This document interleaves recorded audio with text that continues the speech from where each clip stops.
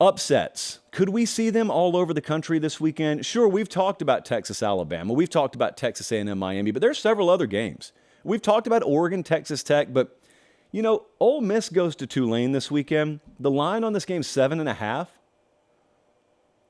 And I want to know what's going to happen. This is Tulane's game. Like, this is their shot. You understand that Ole Miss has several other Power 5 games on their schedule. Pretty much anyone else who's going to contend or hope to contend has a bunch of opportunities to beef their resume up. This is the shot for Tulane. Tulane could never hope to sniff the college football playoff if they lose this game. They know they got to have it. And I believe they'll play like that. Michael Pratt, the quarterback, the one who ended up coming back and beating USC in the bowl game, he's still there. They faced South Alabama last week, by the way.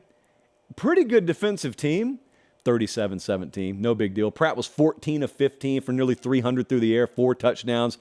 Added another 40-some-odd yards rushing. So keep an eye on this. It's just there's not a ton of separation between these teams. Ole Miss, 7.5, I said, as the favorite. Let's just be careful with that one. That's part one of an out-of-nowhere nightmare scenario for the SEC. I'll get back to that in a second. A game that I'm paying a lot of attention to because we're taking the underdog in the points is App State at North Carolina. This game happened last year. Does anyone out there remember? I know you guys in Boone and Chapel Hill do. The final was 63-61. Yes, App State scored 61 and lost this game last year.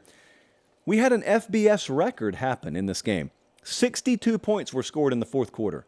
62. Most of your over-unders this Saturday will not be 62, period. And they scored it in the fourth quarter. FBS record. App State's got that kind of reputation. It started all the way back with that Michigan upset, and it's permeated. It's maintained itself ever since, and App State's reputation is one that you don't even check who their players are. You just hear, we're playing App State? Uh-oh.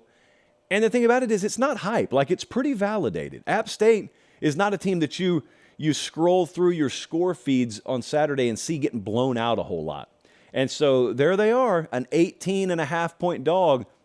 Ramen Noodle Express best bet there. We jumped on them last week, or jumped on them last show, and we got App State plus 18.5.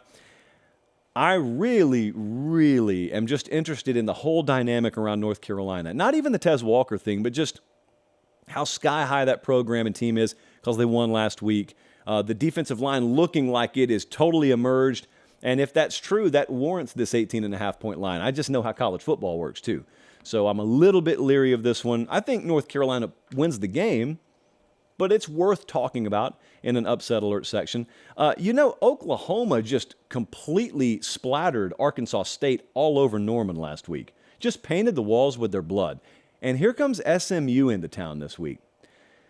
It's really a good barometer game, I think, for Oklahoma's defense. A lot more than last week. 16.5. That's the number. Sooners are favored over SMU. This game could be a tougher challenge for Oklahoma than half of their conference schedule could be. I mean, SMU, we were talking earlier as a staff about where they would sort of slot themselves if we just put them in the Big 12 this year. And we think around middle of the pack. Just like a good, solid Big 12 opponent. And that's what Vegas sees. That's about the kind of number you would see if a middle-of-the-pack Big 12 opponent came in there. Preston Stone is the quarterback at SMU. I think those of you who follow recruiting probably remember that name. If you don't follow recruiting, he was a top 150 player in the country a couple of cycles ago. Really good player. And what you also need to know is SMU had the number 13 portal class in America this past cycle. Only G5 team in the top 40. And there was only one other one in the top 50. I think ECU, Eastern Carolina was at like 49th. So SMU is a really good team now. And SMU with Rhett Lashley, very upset-minded. As much as we talk about Tulane, this is their shot. This is their strength of schedule booster. And lastly, to go back to the SEC theme for a second, I'm going to talk to Cole Kublik in the show later. His crew has this game Saturday night. Arizona at Mississippi State. Mississippi State went out there and won this one pretty comfortably last year. They're favored by 9.5 at home. So just think about what the story is there. The story there is if you shave out home field advantage, if you put these two teams on a neutral field, we're looking at under a touchdown spread or under a touchdown gap, should I say, in the Vegas eye between these two teams. Do you believe that? Or do you want to argue against it, I guess? Even if you don't believe it, do you want to argue against it? Jaden Delores, the quarterback there at Arizona, really good player, good at using the entire field, good wide receivers to work with. You know who Mississippi State plays next week? I say it with clenched teeth. They play LSU. And I happen to have some friends around Starkville, and I know which game they're talking about, and they're starting to hype up as a really good matchup for them. They love their wide receivers. They love their passing game.